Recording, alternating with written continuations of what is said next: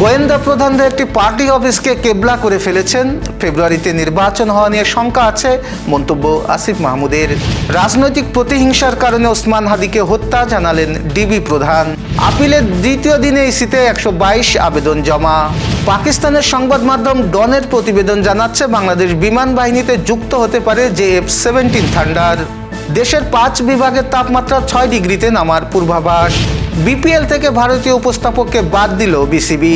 দর্শক, আমাদের রাতের আয়োজনে আপনাদের সাথে আছি আমি এস এম আরিফ। শুনছিলেন প্রধান শিরোনাম। এছাড়াও রয়েছে দক্ষিণ পশ্চিমাঞ্চলের রাজনৈতিক, সামাজিক, অর্থনৈতিক ক্ষেত্রে বিভিন্ন গুরুত্বপূর্ণ খবর। বিস্তারিততে যাওয়ার আগে আপডেট খবর পেতে গ্রামের কাগজের ইউটিউব চ্যানেল সাবস্ক্রাইব এবং ফেসবুক পেজ ফলো করে রাখুন। ত্রয়োদশ জাতীয় সংসদ নির্বাচনের ভোট গ্রহণ ও গণভোট সুষ্ঠু এবং নিরপেক্ষভাবে হবে কিনা তা নিয়ে শঙ্কা প্রকাশ করেছেন জাতীয় নাগরিক পার্টি এনসিপির মুখপাত্র, দলটির কেন্দ্রীয় নির্বাচন পরিচালনা কমিটির প্রধান আসিফ মাহমুদ সজীব ভুঁইয়া। নির্বাচনের আগে একটি নির্দিষ্ট দলের প্রতি প্রশাসন এক ধরনের একতরফা পক্ষপাতিত্বের পরিচয় দিচ্ছে বলে অভিযোগ তুলেছেন তিনি। আজ নির্বাচন কমিশনের প্রধান নির্বাচন কমিশনারের সঙ্গে দেখা করার পর বিকেলে এক ব্রিফিংয়ে তিনি এই অভিযোগ তোলেন। আগামী 12 ফেব্রুয়ারি ত্রয়োদশ জাতীয় সংসদ নির্বাচন হবে কিনা তা নিয়ে জনগণের মধ্যে শঙ্কা আছে বলেও মন্তব্য করেছেন তিনি। একই সঙ্গে দেশের বর্তমান আইন শৃঙ্খলা পরিস্থিতিকে হতাশাজনক বলে মন্তব্য করেন অন্তর্বর্তী সরকারের সাবেক উপদেষ্টা। ইনকিলাব মঞ্চের মুখপাত্র শরীফ ওসমান বিন হাদি হত্যাকাণ্ডের ঘটনায় ফয়সাল করিম মাসুদ সহ 17 জনকে অভিযুক্ত করে চার্জশিট দেওয়া হয়েছে। আজ বিকেল 4টার দিকে রাজধানীর মিন্টো রোডের ডিএমপির মিডিয়া সেন্টারে এক সংবাদ সম্মেলনে এই তথ্য জানান ডিএমপির অতিরিক্ত কমিশনার শফিকুল ইসলাম। তিনি বলেন, রাজনৈতিক প্রতিহিংসার কারণে হাদিকে হত্যা করা হয়। এই হত্যাকাণ্ড কার্যক্রমে নিষিদ্ধ আওয়ামী লীগের ওয়ার্ড কাউন্সিলর তাইজুল ইসলাম বাপ্পি জড়িত রয়েছে। তিনি আরও বলেন, আওয়ামী লীগ ও ছাত্রলীগের বিরুদ্ধে কথা বলায় নৃশংস এই হত্যাকাণ্ড। এই হত্যা মামলায় পলাতক ফয়সাল করিম মাসুদ সহ 17 জনের বিরুদ্ধে চার্জশিট দেওয়া হয়েছে। এর মধ্যে 11 জনকে গ্রেফতার করা হয়েছে। এখন পলাতক আছেন 6 জন। আসন্ন ত্রয়োদশ জাতীয় সংসদ ও গণভোট মনোনয়নপত্র গ্রহণ ও বাতিল সংক্রান্ত রিটার্নিং কর্মকর্তাদের সিদ্ধান্তের বিরুদ্ধে দ্বিতীয় দিনে নির্বাচন কমিশনে 122টি আপিল আবেদন জমা পড়েছে। এ নিয়ে দুদিনে মোট আপিল আবেদন দাঁড়িয়েছে 164টি। আজ ইসির আপিল আবেদন সংক্রান্ত কেন্দ্রীয় বুথ থেকে এই তথ্য জানানো হয়। ইসি জানায়, মনোনয়নপত্র যাচাই বাছাই রিটার্নিং কর্মকর্তাদের সিদ্ধান্তের বিরুদ্ধে আপিলের দ্বিতীয় দিন ইসিতে মোট 122টি আবেদন জমা পড়েছে। দুদিনের আপিলে মোট 164টি আবেদন জমা পড়েছে। এর মধ্যে আগে প্রথম দিন সোমবার মনোনয়নপত্র বাতিল ও গ্রহণ সংক্রান্ত বিষয়ে ইসিতে আপিল করেছেন 42 জন প্রার্থী। এর মধ্যে একটি আপিল আবেদন জমা পড়ে বৈধ প্রার্থীর মনোনয়নের বিরুদ্ধে, আর 41টি প্রার্থিতা ফিরে পাওয়ার জন্য।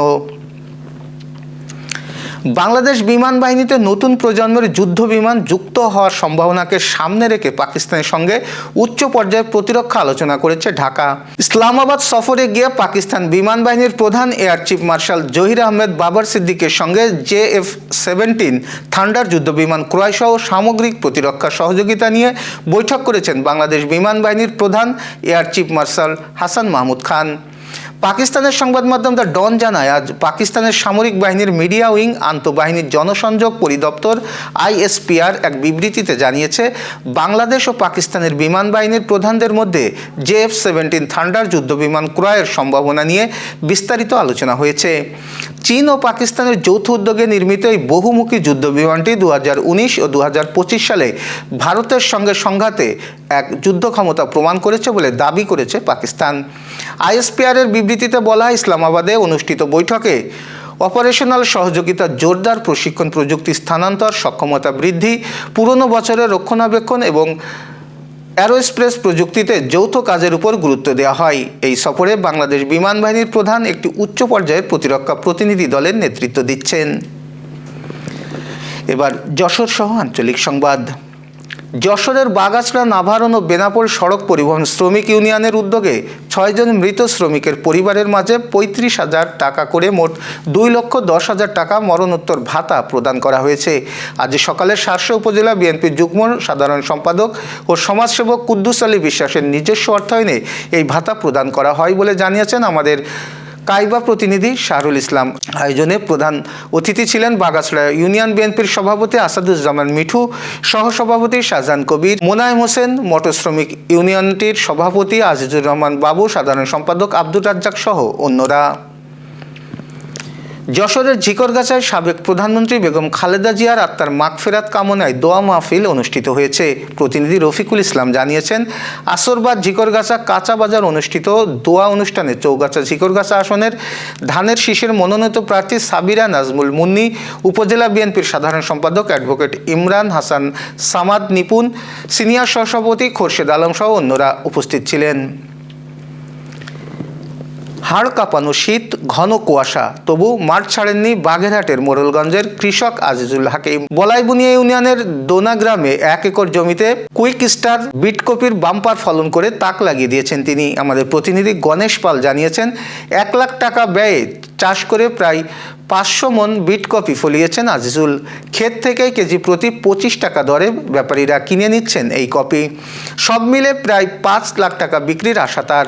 উপসহকারী কৃষি কর্মকর্তা SM আলী আশরাফ জানান, আজিজুলের এই সাফল্য গোটা এলাকায় দৃষ্টান্ত হয়ে উঠেছে। তার দেখা দেখে আগামী মৌসুমে আরও কৃষক শীতকালীন সবজি চাষে আগ্রহী হবেন, এমনটাই প্রত্যাশা কৃষি বিভাগের। এবার আবহাওয়া সংবাদ। দেশের 5 বিভাগে তাপমাত্রা 6 ডিগ্রি সেলসিয়াসে নেমে আসতে পারে বলে আশঙ্কা প্রকাশ করেছেন কানাডার সাসকাচুয়ান বিশ্ববিদ্যালয়ের আবহাওয়া ও জলবায়ু গবেষক মোস্তফা কামাল পলাশ। আজ নিজের ফেসবুক পোস্টে তিনি এই তথ্য জানান। পোস্টে তিনি উল্লেখ করেন, বুধবার রংপুর, রাজশাহী, ঢাকা, ময়মনসিংহ, খুলনা বিভাগের বিভিন্ন জেলায় শৈত্যপ্রবাহের তীব্রতা বাড়তে পারে। বিশেষ করে সকাল 6টার দিকে রংপুর, রাজশাহী, খুলনা বিভাগের কয়েকটি জেলায় সর্বনিম্ন তাপমাত্রা 6 থেকে 8 ডিগ্রি সেলসিয়াসে নেমে আসার সম্ভাবনা রয়েছে। রংপুর, রাজশাহী, খুলনা বিভাগের অধিকাংশ জেলায় দুপুর 12টার আগে সূর্যের আলো দেখা যাওয়ার সম্ভাবনা খুবই কম। অন্য বিভাগগুলোতে সকাল 10টার পর থেকে দুপুরের মধ্যে সূর্যের দেখা মিলতে পারে। এদিকে আবহাওয়া অধিদপ্তর জানিয়েছে, চলতি জানুয়ারি মাসে দেশের উপর দিয়ে একাধিক শৈত্যপ্রবাহ বয়ে যেতে পারে এবং কোথাও কোথাও তাপমাত্রা 4 ডিগ্রি সেলসিয়াস পর্যন্ত নেমে আসার আশঙ্কা রয়েছে। Renaissance hospital and diagnostic centre. রেনেসাতেই মিলছে কম খরচে উন্নত সেবা, তাই নিশ্চিন্তে আমাদের সেবা নিন, সুস্থ থাকুন। Renaissance hospital and diagnostic centre, সদর হাসপাতাল মোড়, দরাটানা, যশোর। দর্শক, শেষ করব খেলার সংবাদ দিয়ে। চলমান বাংলাদেশ প্রিমিয়ার লিগের উপস্থাপনা প্যানেল থেকে ভারতীয় উপস্থাপক রিধিমা পাঠককে বাদ দিয়েছে বাংলাদেশ ক্রিকেট বোর্ড।